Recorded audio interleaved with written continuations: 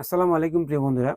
পিয়ালি আইল্যান্ডে যে তেলের বোর্ডে আগুন লেগেছিল তার পাসপোর্ট ফটোকপি এবং তার ঠিকানা আমরা বের করতে পারিনি।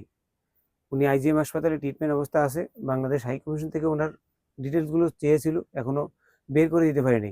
তো আপনাদের একটা শেয়ারে হয়তোবা আমরা এই তথ্যগুলো, ওর পরিবারের ঠিকানাগুলো পেতে পারি। তো আমি এই বাইর থেকে জানতে চাইবো যে উনি কীভাবে চেষ্টা করছে এবং ওর কোনো কিছু পাওয়া গেছে কিনা। আসসালামু আলাইকুম। ওয়ালাইকুম সালাম। আসসালামু আলাইকুম। ওয়ালাইকুম সালাম। জিয়াদ ভাই, গত কিছুদিন আগে আপনি নিয়ে একটা ভিডিও করছিলাম জি। যে এই ছেলেটার নাম হলো কি হাসান। হাসান। হাসান ভাইয়ের এই পাসপোর্টটা আমাদের খুব দরকার এবং ওনার বাড়ির ঠিকানা এখন আমরা মিলাতে পারি নাই।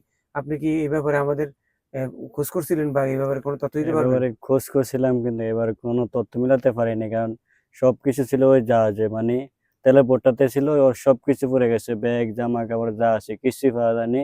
এমনকি যে বোটটা ছিল এটা ডুবে গেছে পরে।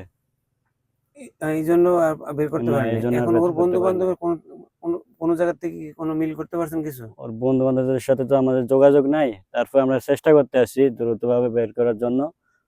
পরবর্তীতে ভিডিওতে জানিয়ে দিতে পারি যদি পারি বের করার জন্য।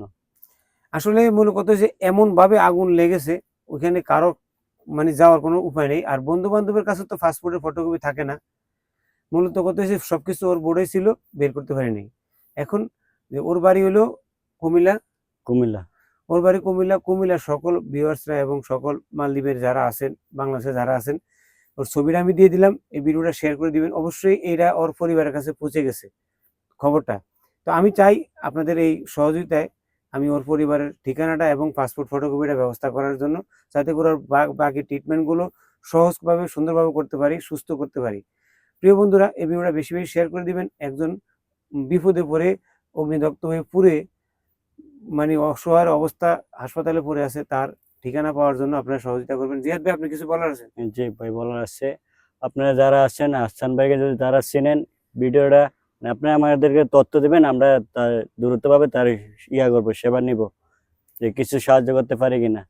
আমরাও চাই মালদ্বীপে 1 লক্ষ প্রবাসী আছে, সকলে মিলে হাসান ভাইয়ের পাশে থাকার জন্য। মালদ্বীপে যে যেখানে কাজ করেন সাবধানে কাজ করবেন। বর্তমানের পরিস্থিতি আসলে খুবই খারাপ, তারপরেও সতর্ক থাকার জন্য বিশেষ অনুরোধ জানাচ্ছি। এখান থেকে বিদায় নিলাম। ভিডিওটা শেয়ার করে দিবেন, ওনার পরিবার পর্যন্ত পৌঁছিয়ে দিবেন। ভালো থাকবেন সবাই। আল্লাহ হাফেজ। আসসালামু আলাইকুম। আল্লাহ, আসসালামু আলাইকুম।